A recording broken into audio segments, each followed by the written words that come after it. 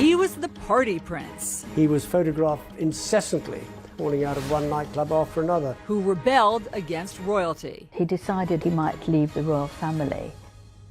Haunted by his mother's death, it destabilized him and caused chaos for years. He struggled to find his way. Being royal for Harry was a burden and a curse. She's an American actress. I was like, okay, well, I'm going to really have to up my game. Unlike any royal bride before. Go back a few generations, and everything about Meghan Markle disqualifies her from marrying Harry. A modern royal couple who will change history. The Queen made an exception and broke from royal protocol. Redefine royalty. Do you see any scenario by which Harry and Meghan overshadow Kate and William? It was my first thought. And modernize the monarchy. The world's view of the British monarchy is probably going to be determined more by Harry and Meghan than by William and Kate, certainly by Charles and Camilla. That's a very unusual situation. Tonight, a CNN special report. A royal match, Harry and Meghan. I'd never even heard about her until this friend said Meghan Markle. I was like, right, okay, give me a bit of background. It is July 2016 in London when Britain's most eligible bachelor, Prince Harry, is set up on a blind date. It was definitely a setup. It was a blind date. I was beautifully surprised when I walked into that room and saw her, and there she was sitting there. I was like, okay, well, I'm going to really have to up my game. Harry ups his game, and they begin a whirlwind romance. Just weeks later, they're vacationing together in Botswana, Africa. We camped out with each other under the stars. She came and joined me for 5 days out there, which was absolutely fantastic. In the months that follow, they date long distance, meeting up in London and Toronto, where Meghan, an actress, is filming her TV show Suits. Wow, you're pretty. Good. You've hit on me. We can get it out of the way that I'm not interested. No. The whole time keeping their relationship a secret. I mean, when they first met, nobody knew about it. I mean, they are such a charismatic couple. Penny Junor wrote a biography about Harry. They kept this relationship quiet. Which is itself impressive. It is impressive. I mean, the great fear about Harry finding a wife was always going to be the intrusion of the press, because that is what had killed 2 previous long-term relationships. Relationships with actress Cressida Bonas and his first love, Chelsea Davy. Chelsea had experienced the most horrible treatment. Photographers would be waiting for her. They would call out names, slag, bitch, whore, trying to get a reaction from her. And I guess that she looked at all of this and thought, do I want this for my life? And I interviewed Harry just before he met Meghan, the month before, and we talked about, his private life at the time. Harry tells Roya Nika, the royal correspondent for Britain's Sunday Times, about a, quote, massive paranoia he feels in finding a girlfriend. I think Harry's great fear was that unless he had enough time to get to know someone, if that relationship prematurely became public, they would be absolutely swamped with media interest, and that would change the dynamic of his relationship. And what happened to his mother is never far from his mind. Harry and his brother still feel that the paparazzi and press intrusion were certainly partly responsible for his mother's death, and thought, why would anyone want to put up with this for me? Harry wants to keep his relationship with Meghan private as long as he can. But just 4 months after that first date, the news is out, and the paparazzi pounce once again. I mean, there was a photographer who got inside Meghan's house in Toronto. The paparazzi were camping on her mother's front lawn and following, and harassing all members of her family, anybody really who knew her. Despite starring in a TV show, Meghan is relatively unknown. Now the British press wants to know who she is and if she's fit for the royal family. She was a woman who had been married. People were fascinated by the fact that she was divorced. People were fascinated by her background, her acting, a career woman. How would that work, being with someone in the royal family? That's not what we've seen before. They also have not seen someone biracial dating a member of the royal family. And some of the conversation is blatantly racist. There was one newspaper headline saying, "Straight out of Compton," suggesting that she was from a gang-ridden neighborhood. Afua Hirsch is a journalist and recently wrote a book about race, identity, and belonging in Britain. And would Harry be dropping around for tea in gangland, which was very clearly racially loaded. A whole nother issue exploded, which was the number of rather horrific social media racist comments began to flood in from the darkest, vilest corners of the internet. The royal family responds in unprecedented fashion, with Prince Harry's team releasing a statement confronting the, quote, abuse and harassment Meghan is facing. Very unusual for a statement to come out. No one understands this better than Dickie Arbiter. He was press secretary at the palace for 12 years. He made the point, this is not a game. It's not a game, it's people's lives. And he was very angry, and it was a sort of back-off reminder to what they did to his mother. Why is it that you think that Meghan's upbringing, her race, why did that garner so much attention? In the past, members of the royal family, princes, would have married princesses. And when Harry's father, Prince Charles, was looking for a wife, it was also a requirement that a wife should be a virgin and a member of the Church of England. You just go back a few generations in the royal family, and everything that you can say about Meghan Markle disqualifies her from marrying Harry. Kate Coyne is the executive editor of People magazine.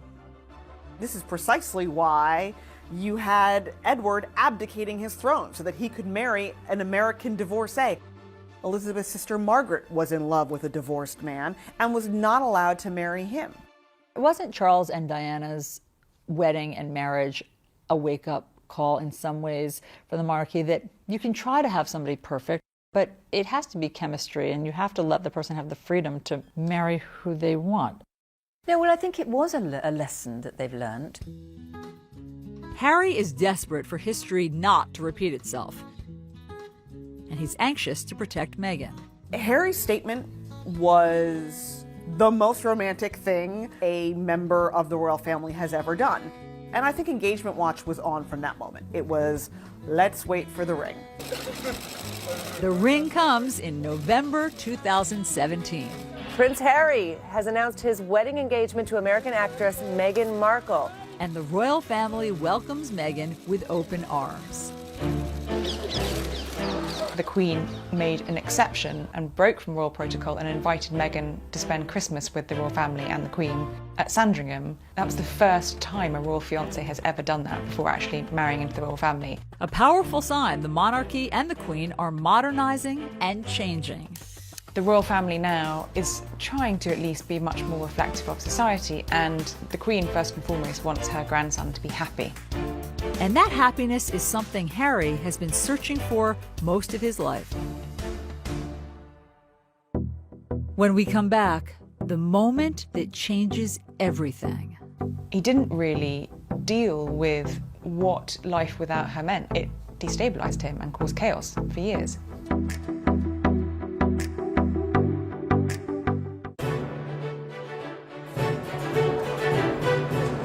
September 15th, 1984. Prince Henry Charles Albert David is born. Harry came into the world very different to his brother, who was heralded as the next in line to the throne of England. But Harry was the spare. Paul Burrell was Princess Diana's butler. So all through Harry's formative years, he always knew that he was second. He was always referred to as the spare, just always second best. And I think that had a profound effect on Harry. His childhood is also impacted by his parents' marital troubles. Harry grew up in a very tricky household. The prince and princess were never happy together, in a marriage that had failed before it even began. And I remember the times when Diana was shut away and quiet or crying, and the boys would write little messages. Please don't cry, Mummy. and they would put it under the door. When Charles and Diana divorce, it hits Harry hard. Then, 1 year later, his mother is killed. Harry is just 12 years old. This incredibly loving figure who had given him so much warmth and comfort in what was a very difficult childhood and extraordinary upbringing was suddenly gone. I remember Harry coming back to Kensington Palace shortly after the funeral, and he ran down the corridor and flung himself into my arms and cried. And his tears wet my shirt through. He was devastated. Got the phone and... Harry later admits to ITV he has deep regrets about his final phone call with his mother. I can't really necessarily remember what I said, but all I do remember is probably, regretting for the rest of my life how short the phone call was. And if I'd known that that was the last time I was going to speak to my mother, the things I would have said to her.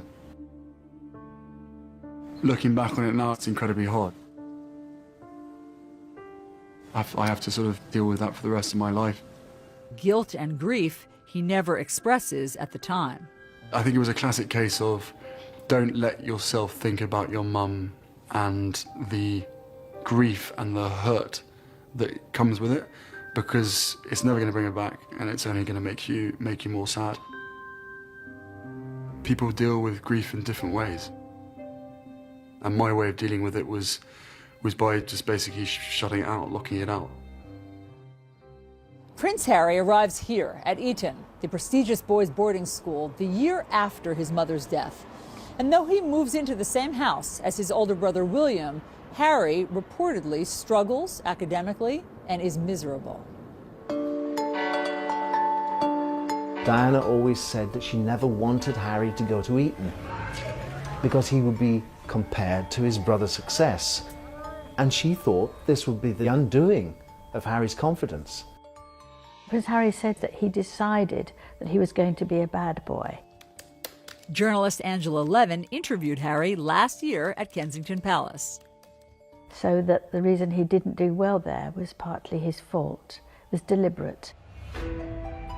In 2002, headlines emerge of Harry's drinking and marijuana use.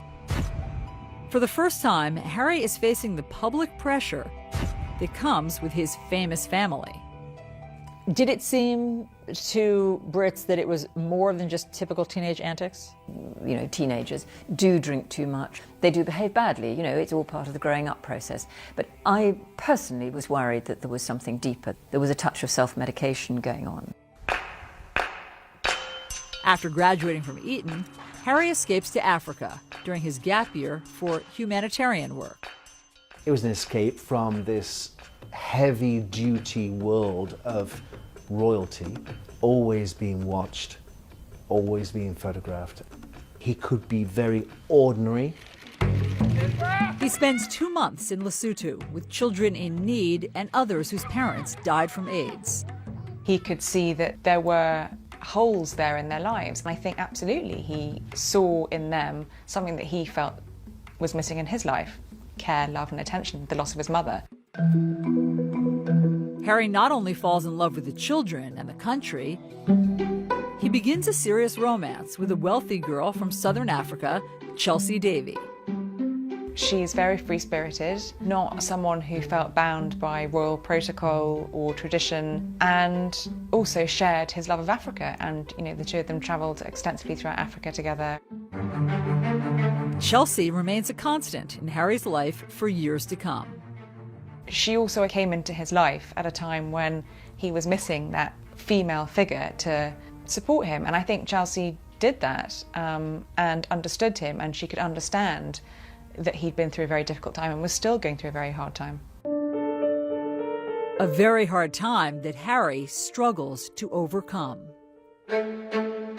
When we come back... Prince Harry got so low that he decided at one point that he might leave the royal family. And then Meghan Markle's struggle with her biracial identity. She has heard the names her mother has been called, and she's well aware that that is happening for one reason only, and it's the color of her mom's skin.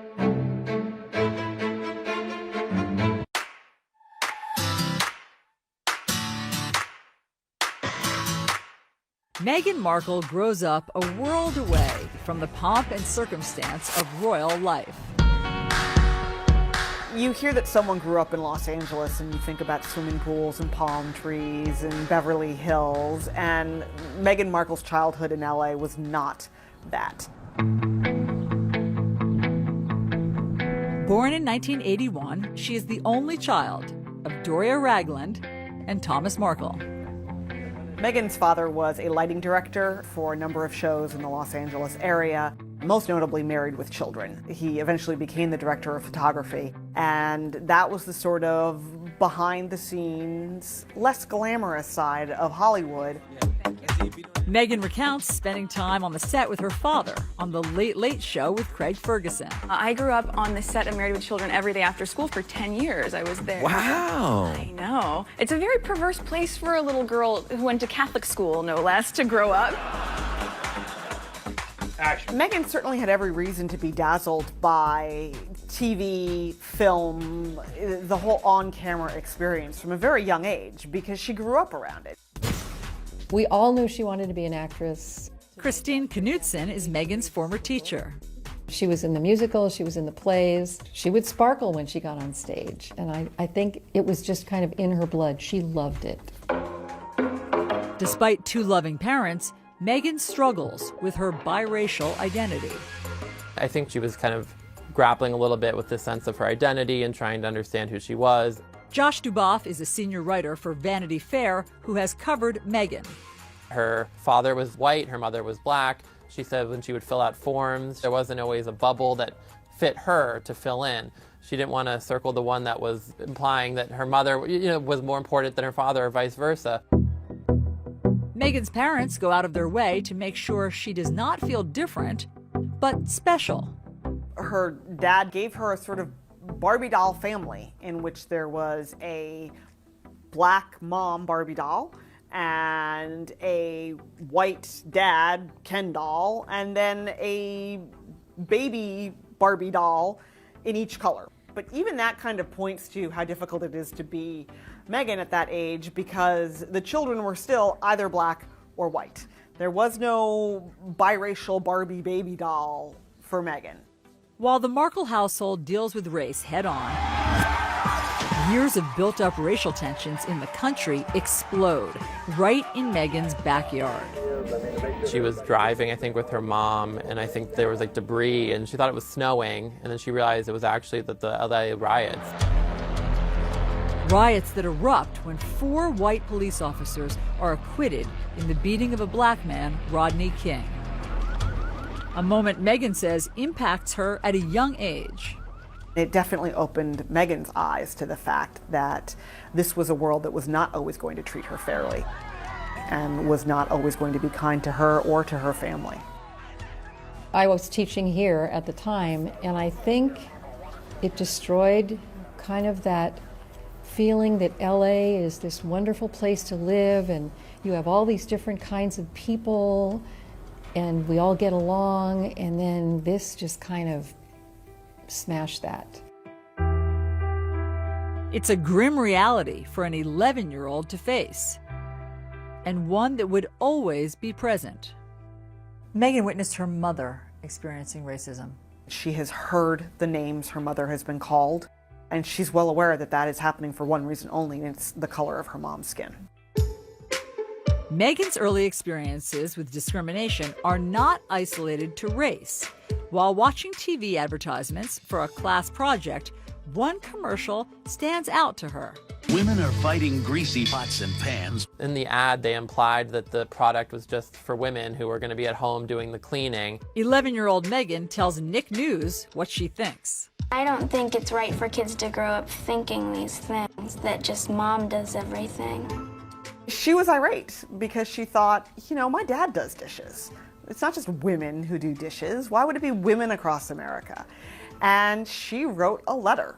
So I was wondering if you would be able to change your commercial to people all over America. And wouldn't you know it, it worked. The gloves are coming off. People are fighting greasy pots and pans with Ivory Clear. It had to have been such wonderful reinforcement for her at such a young age that she could make a difference, that she could take a stand and have her voice heard and not be dismissed. When we come back, Prince Harry and the burden of royalty. She really did love him, but being with Harry and the huge circus that came with it was overwhelming for her. She didn't want to be a princess. I don't think any sane person wants to be a princess.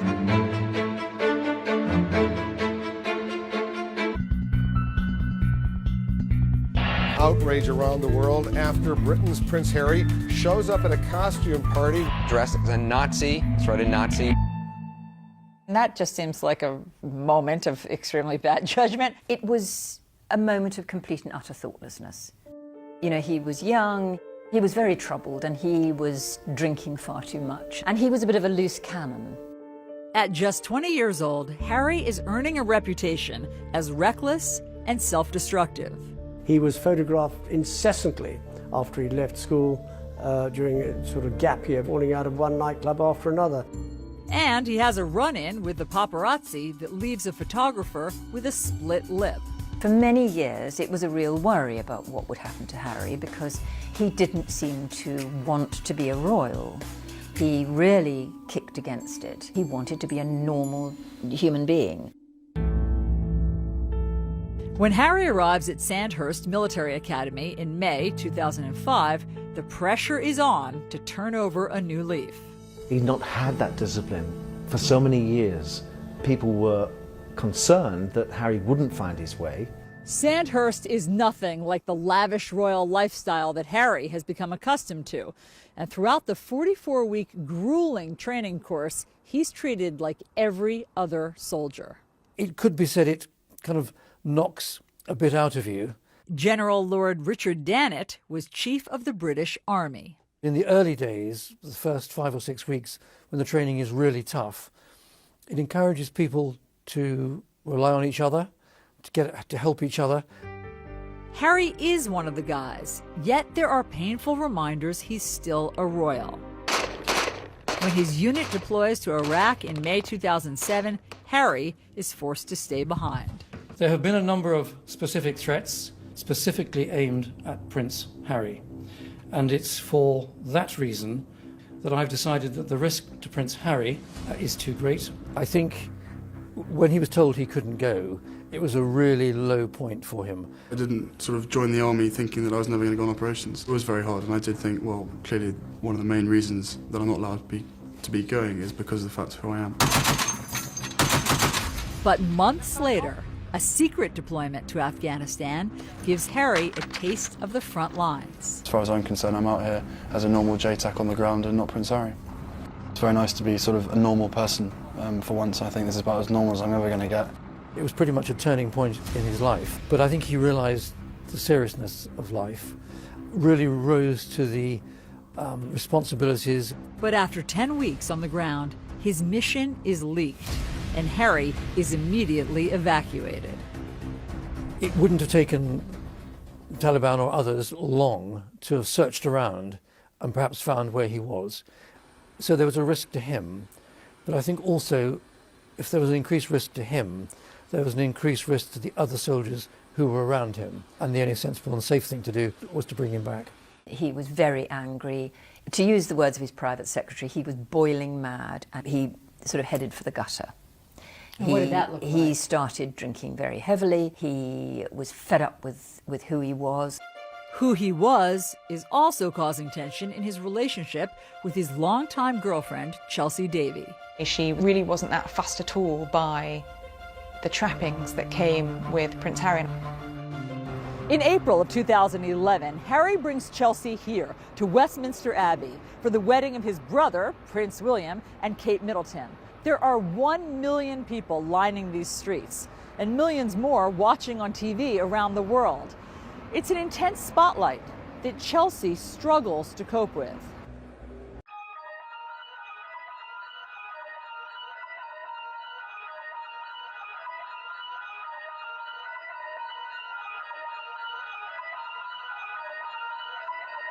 You reached the beach? Oh my God!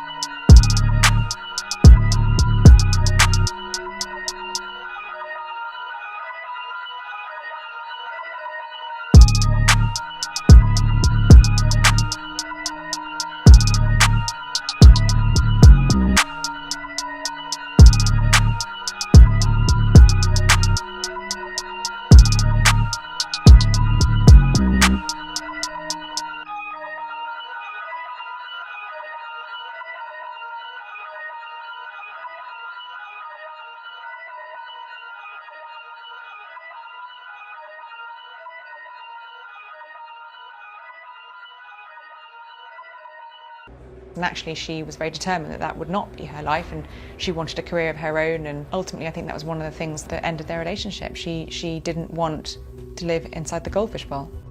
Harry does not either, and he is determined to return to the battlefield. When he came to see me, he sort of sat rather slumped in a chair and said, "The trouble is, I can't be like a normal young man." But that time in Afghanistan had given him 10 weeks to be a normal young man, and he desperately wanted to replicate that again. And he accepted, and his private secretary accepted, that probably the only way he could go back was within the anonymity of being inside a helicopter, and he'd therefore need to learn to fly a helicopter. After 2 years of training, Harry not only becomes an Apache pilot, he is the top gun on his weapons course. He got it on his own. It wasn't because he was a prince. He actually had to fight really hard for it. He was one of the very top Apache attack helicopter pilots. Harry returns to Afghanistan in September 2012. He did exceptionally well. Brigadier Neil Sexton was Harry's commander on the ground. You go out there with the anticipation of having to use the Apache's weapon systems and to bring them to bear without any collateral damage, and also to conduct yourself in a way that's safe in the most demanding of environments. I actually believe that his success on those Apache aircraft was the making of Harry. I think Harry, who had spent all his life being second best to his brother, being the spare, suddenly found something that he could do, and could do better than anybody else. And that gave him confidence that he had never ever had before. And it changed him, I think. When Harry leaves the army after 10 years of service, his future is uncertain. I don't think there are any career options for a royal prince. It's easy for William. He's heading towards the throne. I think being royal for Harry was a burden and a curse because he was only the spare. What was his job? What was his way forward? As Harry finds his way, another romance is on the rocks. This time with his girlfriend of 2 years, Cressida Bonus. She really did love him, but I think the situation of being with Harry and the huge circus that came with it was overwhelming for her. I think Cressida took one look at what life with Harry would have involved and just turned her back on it. You know, she didn't want to be a princess. I don't think any sane person wants to be a princess. Who would want to be a royal princess? It's a burden. When we come back, Harry opens up about his royal role. He's living this life that he's been born into. It's not his choice. He decided he might leave the royal family. And then Meghan Markle's big break. She got lucky. She undoubtedly handed in a great audition, a great screen test, and she hit the jackpot. After graduating from Northwestern University, Meghan Markle moves home to Los Angeles. She's eager to chase her acting dreams, but the industry is tough. That is an industry that is built on judging you and tearing you down and rejecting you and making you second guess your weight and your skin and your hair and your talent and your poise. It's brutal. It's brutal. Harvey Young was Meghan's acting professor in college. When you leave college, it's a pretty bleak world of just laying bare your soul as part of audition before a casting agent, and then more often than not being told no. For Meghan, her identity struggle is magnified in Hollywood. What has she said about how her race impacted her getting jobs? Casting agents weren't always sure what to make of her. Is she going out for a Latina role? Is she somehow maybe Italian or even Middle Eastern? Or is she African American? Is she Caucasian? She undoubtedly felt like at times casting agents just threw up their hands and went, oh, never mind. Passed over for big roles, Meghan does get some small parts. Thank you. So what's going on here? What do you mean? What I mean is, like, you're way too cute to be just a FedEx girl. Maybe she'd have one scene or be there for one moment. I think she was on a bunch of TV shows, Fringe, Beverly Hills 90210. She was famously a deal or no deal girl. She had her little moment opening one of the briefcases. She has said that her 20s were brutal. Meghan struggled a lot. To become a successful actress, to be able to make a living, that's like winning a lottery ticket.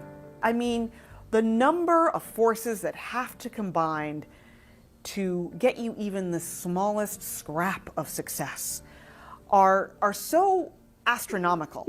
Meghan auditions for 10 years. And then, at 29, she lands a significant role. Female lead on USA Network's legal drama, Suits. Is this all a joke to you? Because I take my job seriously. She got lucky. She undoubtedly handed in a great audition, a great screen test. She had excellent chemistry with her co-stars, and she hit the jackpot. Suits is an instant hit. Suits radically changed Meghan's life. First and foremost, she was now making more money than she had ever made before, ever. As the show achieves success, Meghan makes big changes in her life, including ending her 2-year marriage to Hollywood producer Trevor Engelson. When they met, she was still largely an aspiring actress. He was an aspiring producer. They were essentially at the same place in their careers. And then Suits really took off, and they weren't going in the same direction anymore. She was filming in Toronto, he was in Los Angeles. There were thousands and thousands of miles between them. Determined to use her position for good, Meghan spends her free time advocating for women.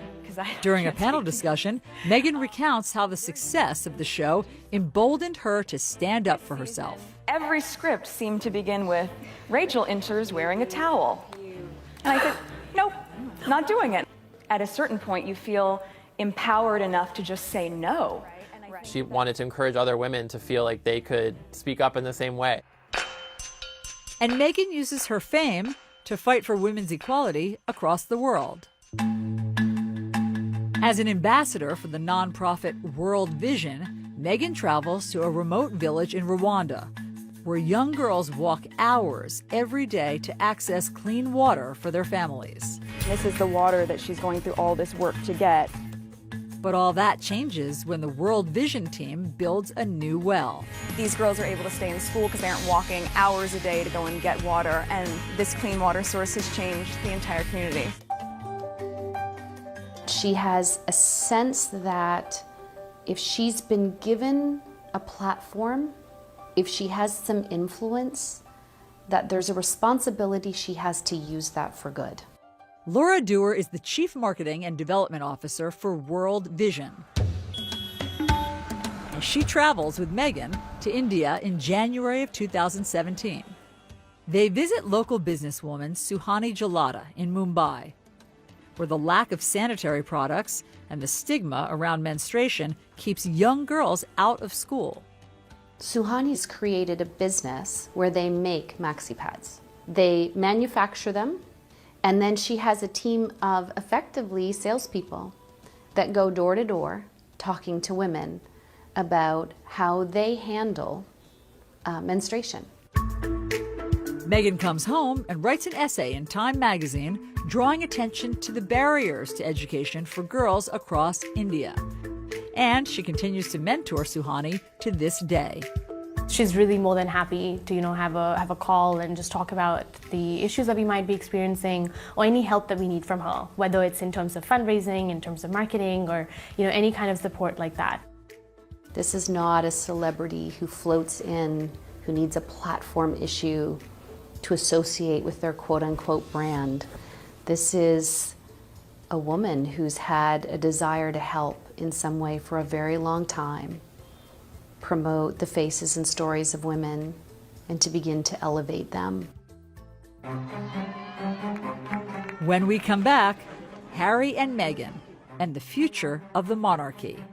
Do you see any scenario by which Harry and Meghan overshadow Kate and William? Oh, yes, I do. It was my first thought. This could be a problem.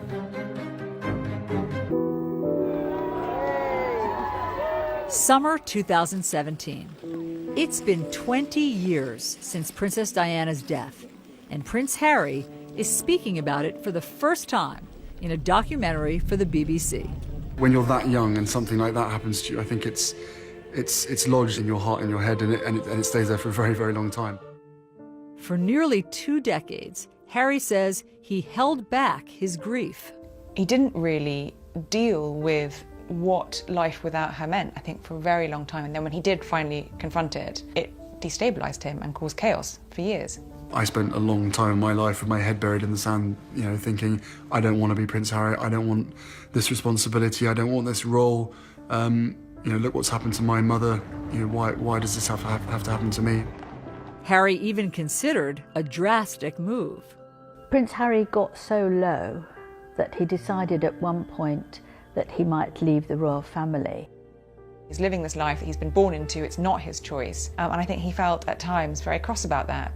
Did Diana's death affect Harry differently than William? Harry was that much younger, and interestingly enough, last year he admitted for the first time to mental health issues. And you can't help but having a mental health issue in terms of having lost a parent, not being able to grieve in the same way as you or I might be able to do.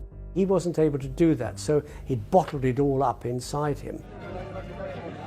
Now, Harry is letting it all out, sharing his struggle as part of his Heads Together campaign with Prince William and Kate to end the stigma around mental health. I never really talked about losing a mum at such a young age. I always thought to myself, what's the point in bringing up the past? It ain't going to change it. It ain't going to bring her back. And when you start thinking like that, it can be really damaging. And Harry ultimately chooses a future he hopes would make his mother proud. I felt an overwhelming connection to many of the children I met. Something he shared with the BBC. Now, all I want to do is try and, fill the holes that my mother has left, and that's what it's about for us, is trying to make a difference, and in making a difference, making her proud.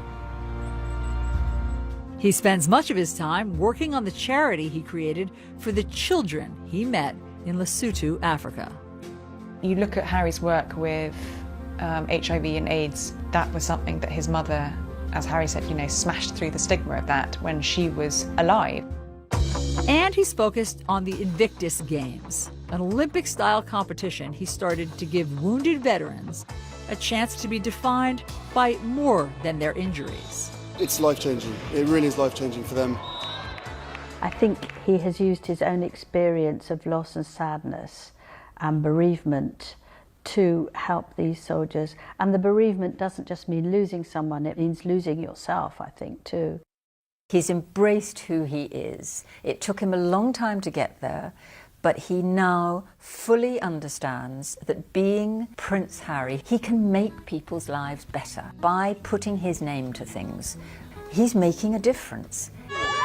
Through it all, Harry has endeared himself to the public, becoming one of the most popular members of the royal family. Harry is incredibly likable, and he is incredibly genuine. What you see is what you get. He is so natural with people, much more, I think he's the most natural member of the family. He throws out the rule book. And that makes him enormously valuable to the monarchy. The courtiers at Buckingham Palace used to say, "What are you going to do about Harry?" And now they're saying, "What are you going to do with Harry?" Because Harry is a magic bullet.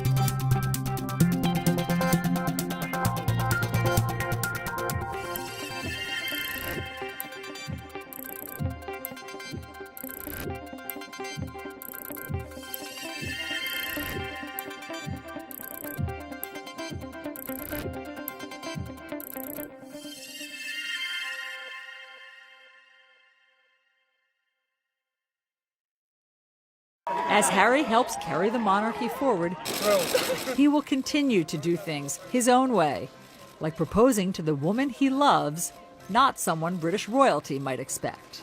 I think it's a wonderful coincidence that Harry has fallen in love with somebody who is American, mixed race, divorced, and a career woman.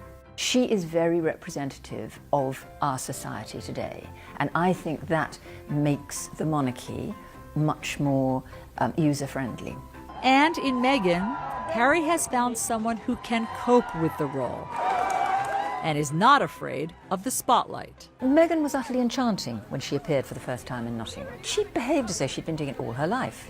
On Saturday, May 19th, Harry and Meghan will get married here on the grounds of Windsor Castle in St. George's Chapel. It will be a very traditional wedding for this very modern royal couple. Meghan and Harry love story is a terrific story. It has unlimited fairy tale appeal. I heard you were amazing in Chicago. She does what she feels comes naturally. And Harry is the most relaxed member of the royal family. Do you see any scenario by which Harry and Meghan overshadow Kate and Oh, William? yes, I do. I do. I mean, this is immediately was my first thought. You know, this could be a problem because Harry and Meghan are a very compelling couple. They're very charismatic and very relaxed and easy. The cameras will follow them. William and Kate there's a much more rigidity to them, as possibly there has to be because he is going to be king. To some who have known the family well, Harry and Meghan will play a critical role in the monarchy's future. The world's view of the British monarchy is probably going to be determined more by Harry and Meghan than by William and Kate, certainly by Charles and Camilla. That's a very unusual situation. The royal family need Harry to bridge the gap between the people and the monarchy, because without that connection, the royal family wouldn't survive. As he has his whole life, Prince Harry will likely continue to be a star in the royal show. With his irresistible appeal, down-to-earth charm, and, like his mother, a natural ability to connect. With Meghan by his side, this modern royal couple are on course to redefine Britain's most famous family and change the monarchy forever.